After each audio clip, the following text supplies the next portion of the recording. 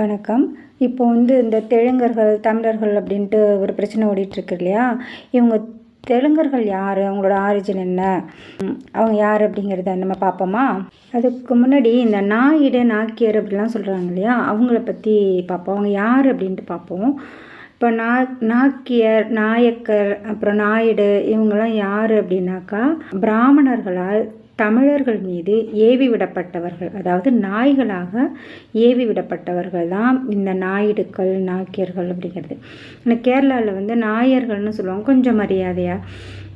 அவங்க இறந்த கேரள மலைவாழ் மக்களுக்கும் பிராமணர்களுக்கும் இணைந்து உருவான ஒரு இனம். அவங்க தான் நாயர்கள் அப்படின்னு. இது வரலாற்று ரீதியாகவே சில விஷயங்களை தக்க வச்சுருக்காங்க. எப்படின்னா, கனவுல நாய் அப்படி வந்தால் கூட சொல்லுவாங்க பெரியவங்க, நாயை ஏவி விட்டாங்க, கயிறு போடணும், முடிக்கயிறு போடணும் அப்படிலாம் சொல்லுவாங்க. இது எங்களுக்கு எல்லாருக்குமே தெரியும். நம்ம பாட்டிகிட்டே அப்போ அந்த மாதிரி கனவுல நாய் வந்துட்டு அப்படின்லாம் நம்ம சொன்னோம் அப்படின்னா, ஐயோ ஏவி விட்டாங்க அப்படின்னு சொல்லுவாங்க.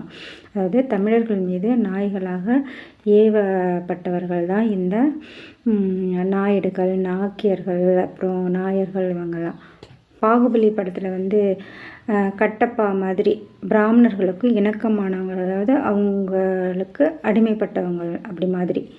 யூதர்கள் கானாந்தேசத்துக்கு வர்றாங்க, பிறகு எகிப்துக்கு போகிறாங்க. எகிப்திலேருந்து வந்த சாணக்கியர் அவர் தான் இந்த சாணிநக்கியர், அவர் இந்தியா வர்றாரு. இந்தியா நான் ஒரு பழைய ஹிஸ்ட்ரியெலாம் தெரிஞ்சுக்கிறாரு. பழைய ஹிஸ்ட்ரி என்ன? அந்த ராவணிய போரில் யார் தோத்தா, யார் ஜெயிச்சா, என்ன நடந்தது அப்படிங்கிற ஒரு அந்த மூலத்தை தெரிஞ்சுக்கிட்டு நேராக மாருத்தானியாவுக்கு போயிட்டு அந்த மக்கள், மாருத்தானியா மக்கள் எப்படி அழைக்கப்பட்டார்கள் அப்படின்னு. மாருத்தானியா மக்கள் தெரியும் ஏற்கனவே நமக்கு யார் அப்படின்னா, ராவணிய போரில் தோற்று போய் போன ஹனுமன் மக்கள் தான் மாருத்தானியாவில் குடியேறாங்க. அந்த மாருத்தானியா இப்போ ஸ்தான் அப்படின்னா இடம், மாருத்தானியா அப்படின்னா அந்த இங்கேருந்து மாறி போனவங்க அப்படின்ட்டு அர்த்தம். அந்த மாருத்தானியர்கள் தான் பின்னாடி மூர்கள்னு அழைக்கப்படுறாங்க. இந்த மூர்கள் தான் இந்தியா வர்றாங்க. டெல்லியில் நந்த வம்சத்தை, அந்த சாணக்கியனோட தலைமையில் நந்த வம்சத்தை அதாவது சாணக்கியனோட ஆலோசனை பேரில் நந்த வம்சத்தை அழிச்சிட்டு இந்த மூர் மக்கள் தான் மௌரியர்கள்னு அழைக்கப்பட்டு மௌரிய பேரரசை நிறுவுறாங்க.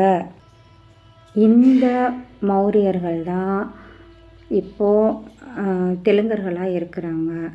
இதை எப்படி ப்ரூவ் பண்ணலாம் அப்படின்னாக்கா, தெலுங்கு தேசத்தோட சீஃப் மினிஸ்டர் என்டி ராமாராவ், அவரோட முழு பேர் என்னென்னா நந்தமுரி டி ராமாராவ், அதாவது நந்த வம்சத்தை முறித்தவர்.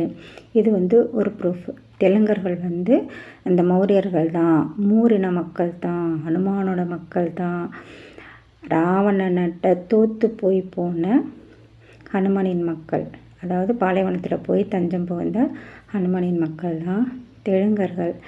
இப்போது இவங்க நம்மளை ஆடினா இவங்கள்ட்டேருந்து நமக்கு எப்படி நன்மை கிடைக்கும் நம்ம நினைக்க முடியும்? எல்லோரும் தமிழ் சிந்தனையாளர் பேரை பாருங்கள். ஆன்மீகம், அரசியல், அறிவியல் எல்லாம் தெரிஞ்சுக்கலாம்.